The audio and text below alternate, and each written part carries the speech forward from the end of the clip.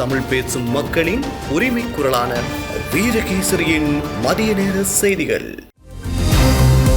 செய்தியாசிரியர் S. Logeswaran. முதலில் தலைப்புச் செய்திகள்.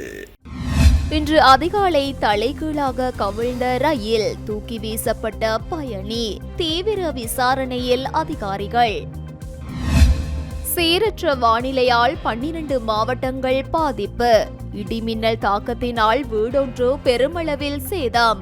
3 வைத்தியசாலையில் அனுமதி. மழை குறைவடைந்ததால் ஆறுகளின் நீர்மட்டம் வீழ்ச்சி. வடகிழக்கே உருவான குறைந்த அழுத்த பிரதேசம் மேலும் நீடிப்பு.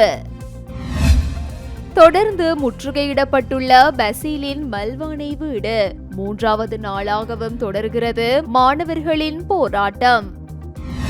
ஷி ஜின்பிங் உடனான பேச்சுவார்த்தை, முக்கிய முடிவுகள் குறித்து ட்ரம்ப் வெளியிட்ட தகவல். உள்நாட்டு செய்திகள். இன்று அதிகாலை வனவாசல மற்றும் ஹுனுபிட்டிய இடையே ரயில் மார்க்கத்தில் ரயில் ஒன்று தடம் புரண்டு பயணிகள் பெட்டி ஒன்று கவிழ்ந்து ஏற்பட்ட விபத்தில் 10 பேர் காயமடைந்துள்ளனர்.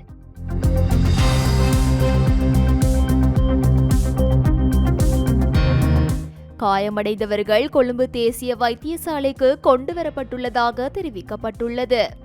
இன்று அதிகாலை 3:25 மணிக்கு பொல்காவளியிலிருந்து புறப்பட்ட இந்த ரயிலானது தெற்கு களுத்துறை நோக்கி பயணித்துக் கொண்டிருந்த ஒரு ரயிலாகும் என தெரிவிக்கப்படுகிறது.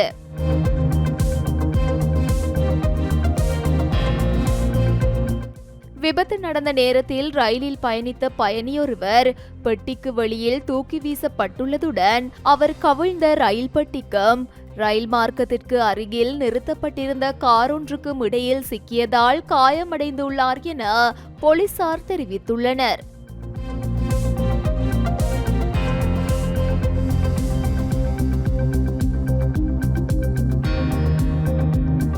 விபத்து காரணமாக குறித்த ரயில் மார்க்கம் பாதிக்கப்பட்டுள்ளதாகவும் மேல் ரயில் மார்க்கம் மற்றும் 3வது ரயில் மார்க்கம் ஆகியவற்றில் ரயில்கள் வழக்கம் போல் இயக்கப்படுவதாகவும் ரயில்வே திணைக்களம் தெரிவித்துள்ளது.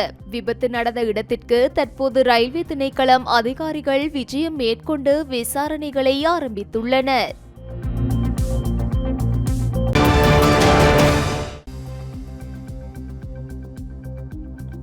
மட்டக்களப்பு மாவட்டத்தில் நேற்று மாலை பெய்த இடியுடன் கூடிய கடும் மழை காரணமாக இடிமின்னல் தாக்கத்தினால் வீடு ஒன்று பெருமளவில் சேதமடைந்துள்ளதுடன் வீட்டில் தங்கியிருந்த 3 அதிர்ச்சியினாலும் காயமடைந்த நிலையிலும் காத்தான்குடி ஆதார வைத்தியசாலையில் அனுமதிக்கப்பட்டுள்ளனர்.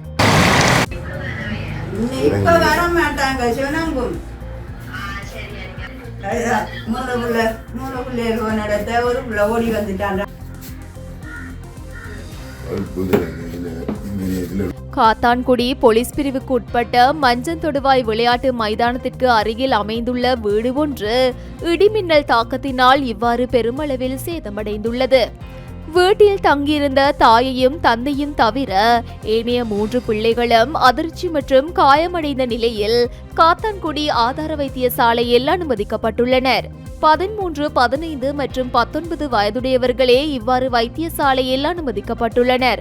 மட்டக்களப்பு மாவட்டத்தில் நேற்று மாலை கடும் மழை பெய்ததுடன் இடிமின்னல் மற்றும் சுழல் காற்று வீசியது. சுழல் காற்று காரணமாக பல இடங்களில் மரங்கள் சரிந்து விழுந்துள்ளன. நிலவி வரும் சீரற்ற வானிலை காரணமாக பாதிக்கப்பட்ட நபர்களின் எண்ணிக்கை 4354 ஆகும் என அனர்த்த முகாமைத்துவ மத்திய நிலையம் தெரிவித்துள்ளது. அதற்கமைய 10 மாவட்டங்களை சேர்ந்த 48 பிரதேச செயலாளர் பிரிவுகளுக்கு உட்பட்ட 1338 குடும்பங்களைச் சேர்ந்த 4354 பேர் இந்த அனர்த்தத்தினால் பாதிக்கப்பட்டுள்ளதாகவும் 2 உயிரிழந்துள்ளதாகவும் அனர்த்த முகாமைத்துவ மத்திய நிலையம் குறிப்பிட்டுள்ளது. மேலும் நிலவி வரும் அனர்த்த நிலைமையினால் 149 வீடுகள் பகுதியளவில் சேதமடைந்துள்ளதாக அனர்த்த முகாமைத்துவ மத்திய நிலையம் தெரிவித்துள்ளது. கடந்த 10ஆம் தேதி முதல் இன்று காலை வரையான காலப்பகுதிக்குள் இந்த அளவிலான பகுதியளவு சேதமடைந்த வீடுகள் பதிவாகியுள்ளதாக அந்த நிலையம் குறிப்பிட்டுள்ளது. அத்துடன் இந்த அனர்த்த நிலைமை காரணமாக ரத்னபுரி மாவட்டத்தில் ஒரு வீடு முழுமையாக சேதமடைந்துள்ளதாக அனர்த்த முகாமைத்துவ நிலையம் சுட்டிக்காட்டியுள்ளது. பகுதி அளவில் சேதமடைந்த வீடுகளில் அதிகளவான வீடுகள் கம்பஹா மாவட்டத்திலேயே பதிவாகியுள்ளதுடன் அந்த வீடுகளின் எண்ணிக்கை 89 ஆகும். இதற்கு அடுத்தபடியாக களுத்துறை மாவட்டத்தில் 78 வீடுகள் சேதமடைந்துள்ளன. இதற்கு மேலதிகமாக மட்டக்களப்பு மாவட்டத்தில் 25 வீடுகளும், ரத்னபுரி மாவட்டத்தில் 12 வீடுகளும், காலி மாவட்டத்தில் 6 வீடுகளும், கொழும்பு மாவட்டத்தில் 5 வீடுகளும், மொனராகலை மாவட்டத்தில் 4 வீடுகளும், யாழ்ப்பாணம் மாவட்டத்தில் 4 வீடுகளும், ஹம்பாந்தோட்டை மற்றும் அனுராதபுரம் மாவட்டங்களில் தலா 2 வீடுகளும் இவ்வாறு பகுதியளவில் சேதமடைந்துள்ளமையும் குறிப்பிடத்தக்கது.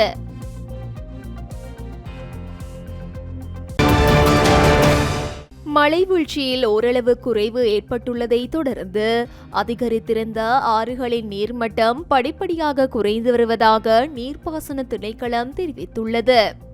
கடந்த நாட்களுடன் ஒப்பிடுகையில் மழை வீழ்ச்சியில் ஏற்பட்டுள்ள சில குறைவுகளுடன் இந்த நிலைமை காணப்படுவதாக அத்திணைக்களத்தின் நீர்ப்பாசன பணிப்பாளர் பொறியியலாளர் LS சூரியபண்டார தெரிவித்துள்ளார். இருப்பினும் களுகங்கையின் மில்லகந்த நிலையத்தின் தரவுகளுக்கு அமைவாக இதுவரையில் சிறு வெள்ள நிலைமை நிலவி வருவதாக அவர் குறிப்பிட்டார். இதேவேளை அத்தனகளு ஓயாவின் நீர்மட்டமும் படிப்படியாக குறைந்து வருவதை சுட்டிக்காட்டிய அவர் அத்தனகளு ஓயா பகுதியில் இதுவரையிலும் சிறு வெள்ள நிலைமை காணப்படுவதால் அத்தனகளு ஓயாவின் கீழ்நில பகுதிகளான கம்பஹா, கட்டான, வத்தலை போன்ற பகுதிகளில் வசிக்கும் மக்கள் இது குறித்து அவதானமாக இருக்குமாறு கேட்டுக்கொண்டார். மேலும் கலனி கங்கையொட்டிய ஹெங்வெல்ல பகுதிகளில் தொடர்ந்து மழை பெய்து வருவதாகவும் அதற்கமைய இன்றைய தினமும் மழை பெய்யக்கூடிய வானிலை நிலவரம் காணப்படுவதால் ஆறுகளின் நீர்மட்டம் குறித்து அவதானத்துடன் இருக்குமாறும் அவர் மக்களிடம் கோரிக்கை விடுத்துள்ளார். இதேவேளை நேற்று மாலை நிலவரப்படி 73 பிரதான நீர்த்தேக்கங்களில் சுமார் 22 நீர்த்தேக்கங்களும் 19 நடுத்தர அளவிலான குளங்களும் வான் பாய்ந்து வருவதாக சுட்டிக்காட்டிய அவர் எதிர்வரும் மழை வீழ்ச்சி நிலவரங்களை கருத்திற்கொண்டு வான்கதவுகள் திறக்கப்படுவது குறித்து மக்களுக்கு தெளிவுபடுத்த நடவடிக்கை எடுக்கப்படும் என்றும் தெரிவித்துள்ளமை குறிப்பிடத்தக்கது. இலங்கைக்கு வடகிழக்கே அமைந்துள்ள குறைந்த அழுத்த பிரதேசம் மேலும் நீடிப்பதாக வளிமண்டலவியல் திணைக்களம் அறிவித்துள்ளது. இந்த அமைப்பின் நடத்தை, வளர்ச்சி மற்றும் நகரும் பாதை குறித்து திணைக்களம் தொடர்ந்து அவதானித்து வருவதாகவும் தெரிவித்துள்ளது. இந்த அமைப்பின் தாக்கம் காரணமாக மேல் சப்ரகம்புவ, மத்திய, வடமேல் மற்றும் வட மாகாணங்களிலும் காலி மற்றும் மாத்தறை மாவட்டங்களிலும் அவ்வப்போது மழையோ அல்லது இடியுடன் கூடிய மழையோ பெய்யக்கூடுவதுடன் வானம் மேகமூட்டத்துடன் காணப்படும். சில இடங்களில் 75 மில்லிமீட்டர் அளவிலான ஓரளவு பலத்த மழை பெய்யக்கூடும். அனுராதபுரம் மாவட்டத்தில் பல தடவைகள் மழை பெய்யக்கூடும். ஓவா மற்றும் கிழக்கு மாகாணங்களின் சில இடங்களில் பிற்பகல் வேளைகளில் மழையோ அல்லது இடியுடன் கூடிய மழையோ பெய்யக்கூடும். இடியுடன் கூடிய மழையின் போது தற்காலிகமாக வீசக்கூடிய பலத்த காற்று மற்றும் மின்னல் தாக்கங்களினால் ஏற்படக்கூடிய ஆபத்துகளை குறைப்பதற்கு தேவையான முன்னெச்சரிக்கை நடவடிக்கைகளை எடுக்குமாறு வளிமண்டலவியல் திணைக்களம் பொதுமக்களை அறிவுறுத்தியுள்ளது. முன்னாள் அமைச்சர் பசில் ராஜபக்ஷவுக்கு சொந்தமானது என கூறப்படும் மல்வானை பகுதியில் அமைந்துள்ள இல்லத்தில் அகில இலங்கை பல்கலைக்கழக மாணவர்கள் ஒன்றியம் 3வது நாளாகவும் தங்கியிருந்து தமது போராட்டத்தை இன்றும் தொடர்கின்றனர்.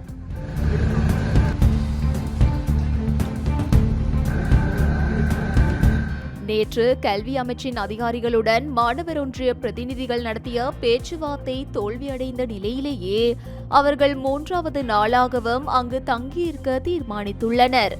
குறித்த இல்லத்தையும் அது அமைந்துள்ள காணியையும் பொதுமக்களின் பயன்பாட்டிற்காக அரசாங்கம் பொறுப்பேற்க வேண்டும் என போராட்டத்தில் ஈடுபட்டுள்ள பல்கலைக்கழக மாணவர்கள் கோரிக்கை விடுத்துள்ளனர். முன்னாள் நிதி அமைச்சர் பசில் ராஜபக்ஷவுக்கு சொந்தமானது என கூறப்பட்ட 16 ஏக்கர் நிலப்பரப்பில் அமைக்கப்பட்டிருந்த இந்த ஆடம்பர இல்லம் கடந்த நல்லாட்சி அரசாங்க காலத்தில் நீதிமன்ற நடவடிக்கை ஒன்றின் ஊடாக அரசாங்கத்தால் கையகப்படுத்தப்பட்டது. குறித்த வழக்கு விசாரணையின் போது இந்த இல்லத்தின் உண்மையான உரிமையாளரை அடையாளம் காண முடியாமல் போன பின்னணியில் கடந்த அறகலைய போராட்ட காலத்தில் இந்த இல்லம் தீக்கிரையாக்கப்பட்டிருந்தது. இவ்வாறானதொரு பின்னணியிலேயே அகில இலங்கை பல்கலைக்கழக மாணவர்கள் ஒன்றியம் நேற்று முன்தினம் இந்த இல்லத்திற்குள் நுழைந்து அதனை தமது கட்டுப்பாட்டுக்குள் கொண்டு வந்திருந்தமை குறிப்பிடத்தக்கது.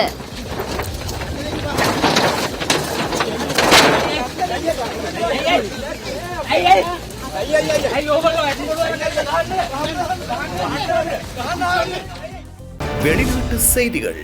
அமெரிக்க ஜனாதிபதி டொனால்ட் ட்ரம்ப் மற்றும் சீன ஜனாதிபதி ஜின்பிங் ஆகியோருக்கு இடையிலான 2 நாள் உயர்மட்ட உச்சி மாநாடு பீஜிங்கில் நிறைவடைந்தது. இந்த சந்திப்பு இரு நாடுகளுக்கும் இடையிலான உறவில் ஒரு வரலாற்று மைல்கல் என்று வர்ணிக்கப்பட்டாலும் பெரிய அளவிலான வர்த்தக ஒப்பந்தங்கள் குறித்து அதிகாரப்பூர்வ அறிவிப்புகள் எதுவும் வெளியாகவில்லை. இந்நிலையில் பீஜிங்கிலிருந்து புறப்படும் போது செய்தியாளர்களிடம் பேசிய ஜனாதிபதி ட்ரம்ப் இந்த பேச்சுவார்த்தை மிகவும் வெற்றிகரமாக அமைந்ததாகவும் இரு நாடுகளுக்கும் சாதகமான பல ஒப்பந்தங்கள் எட்டப்பட்டுள்ளதாகவும் குறிப்பிட்டார். இருப்பினும் சீனா தரப்பில் இது குறித்து விரிவான விளக்கங்கள் ஏதும் அளிக்கப்படவில்லை. இந்த முக்கிய பயணத்தில் எலன் மஸ்க் மற்றும் என்விடியா தலைவர் ஜான்சன் ஹுவாங் உள்ளிட்ட 30க்கும் மேற்பட்ட அமெரிக்க முன்னணி நிறுவனங்களின் தலைமைச் செயல் அதிகாரிகள் ட்ரம்புடன் பங்கேற்றனர். குறிப்பாக கடந்த 10 ஆண்டுகளில் இல்லாத வகையில் அமெரிக்காவின் போயிங் நிறுவனத்திடமிருந்து 200 விமானங்களை வாங்க சீனா ஒப்புக்கொண்டுள்ளதாக ட்ரம்ப் தெரிவித்துள்ளார். மேலும் இரு நாடுகளுக்கும் இடையிலான வர்த்தக சிக்கல்களை கையாளவும் வரி தொடர்பான பேச்சுவார்த்தைகளை முறைப்படுத்தவும் ஒரு புதிய வர்த்தக வாரியத்தை அமைக்க இரு நாட்டு தலைவர்களும் உடன்பட்டுள்ளனர். தொழில்நுட்ப துறையில் நிலவும் போட்டிகளுக்கு மத்தியில் செயற்கை நுண்ணறிவு மற்றும் செமிகண்டக்டர் ஷிப்கள் குறித்து விவாதங்கள் இந்த சந்திப்பில் முக்கியத்துவம் பெற்றுள்ளதாக சர்வதேச ஊடகங்கள் தகவல் பகிர்ந்துள்ளன. அதேபோல் ஈரான் போர் காரணமாக ஹோர்மோஸ் நீரிணையில் எட்டப்பட்டுள்ள பதற்றத்தை தணிக்க சீனா தனது செல்வாக்கை பயன்படுத்த வேண்டும் என அமெரிக்கா கோரிக்கை விடுத்துள்ளது.